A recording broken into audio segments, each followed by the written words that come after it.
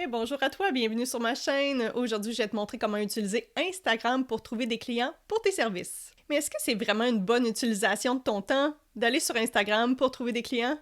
To go hunting for clients?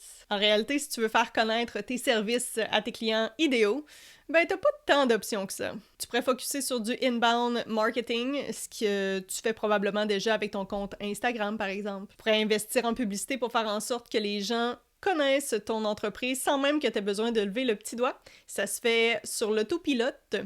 Et puis, tu peux faire connaître ton entreprise même quand tu dors ou que tu fais de l'escalade ou que tu promènes ton chien. Et le classique prospecting qui te demande beaucoup de temps, pas d'argent par contre, contrairement à la publicité, mais ça gruge ton temps. Tant que tu n'as malheureusement plus pour faire autre chose, mais ça, c'est ton choix, your choice. Donc, ce que je te montre aujourd'hui, ça se catégorise dans la catégorie, oui, de prospecting à la mitaine. Donc, je vais te montrer 4 façons d'utiliser Instagram pour trouver des clients potentiels pour ton entreprise. Et pour ce faire, je vais prendre mon cellulaire et enregistrer mon cellulaire. Donc, tu ne verras plus mon joli visage, mais tu vas voir mon joli cellulaire. Donc, la première façon est de chercher par hashtag. Donc, tu vas aller sur la petite loupe en bas. Et ici, tu vas taper un hashtag, par exemple, disons « nouvelle maman ». Si c'est ton public cible, tu vas aller dans « tags ». Nouvelle maman, tu peux cliquer sur le premier ici. Donc, la première page que tu vois ici, c'est toutes les tops. Donc, ceux qui ont le plus de likes, de comments et tout ça, qui ont le plus d'engagement. Fait que tu peux supposer, par exemple, si tu étais à la recherche d'influenceurs, ben, ça pourrait être là que tu vas chercher ton information. Donc, tu peux cliquer, tu peux voir c'est qui, tu peux voir où ils sont situés si jamais ils ont tagué un endroit. Par exemple, ici, Cyril Lenoble, je suppose que c'est en France. Ensuite, ici, tu as récent. Donc ça, c'est vraiment les posts qui ont été affichés dernièrement. Donc ça pourrait être pertinent aussi parce que peut-être que ton but, justement, c'est pas de trouver des influenceurs, mais bien trouver des clients potentiels. Par exemple, ici, super cute, le petit couple. Donc tu peux aller voir le profil de la personne en question. Tu pourrais commencer à engager sur ses posts à elle. Tu pourrais lui écrire un DM personnalisé, même avec une vidéo ou même un fichier audio. Le but ici, c'est vraiment pas de spammer les gens. D'accord? C'est vraiment de créer des relations et aussi de qualifier ces clients-là. Est-ce que c'est vraiment des clients potentiels pour toi? Maintenant, tu peux aussi chercher par lieu ou région. Par exemple, c'est à la même place qu'on va chercher. Je vais chercher Montréal.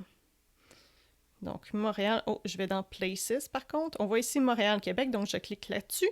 Par exemple, si les gens de ta clientèle cible sont tous situés à Montréal, ben ça pourrait être intéressant, par exemple, de chercher ici. Voyez-vous, ici, si justement ta clientèle cible est à Montréal, mais aussi c'est des gens qui sont propriétaires de chiens, donc parents de chiens, donc ça pourrait être intéressant pour toi. Tu pourrais regarder chacune des images, un autre chien ici, c'est populaire. J'adore. Tu pourrais chercher de cette façon-ci. Ici, est-ce qu'elle est... Elle est enceinte, donc ça pourrait être pertinent aussi. C'est une autre façon de faire la recherche. Encore une fois, les premières images qui vont vous montrer, les premiers posts qui vont vous montrer, c'est les tops, donc les plus populaires. Et ensuite, vous avez les plus récents. Si cette vidéo t'aide jusqu'à maintenant, appuie sur le thumbs up pour pouvoir m'encourager. Ça m'aide vraiment beaucoup. Merci.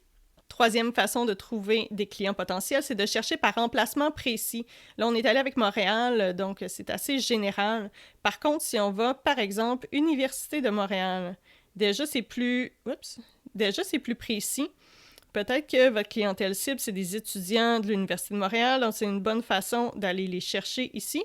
Mais on peut y aller aussi comme plus précis. Par exemple, si vous visez les propriétaires de chiens. Moi, je vais au parc à chiens de Limoilou avec mon chien. Donc, c'est vraiment une autre façon très utile d'aller chercher des clients potentiels. Ça pourrait être différents types de lieux, mais il y a ça aussi ici. Une autre chose pour l'emplacement précis, par exemple, moi, je pourrais taper InfoPrince. Je ne sais pas si vous connaissez, ils font des formations en communication marketing. Donc, il pourrait y avoir certains de mes clients potentiels qui assistent à qui assistaient parce que à l'époque, c'était en personne, des formations en personne. Donc, ça pourrait être pertinent pour moi. Donc, InfoPrince.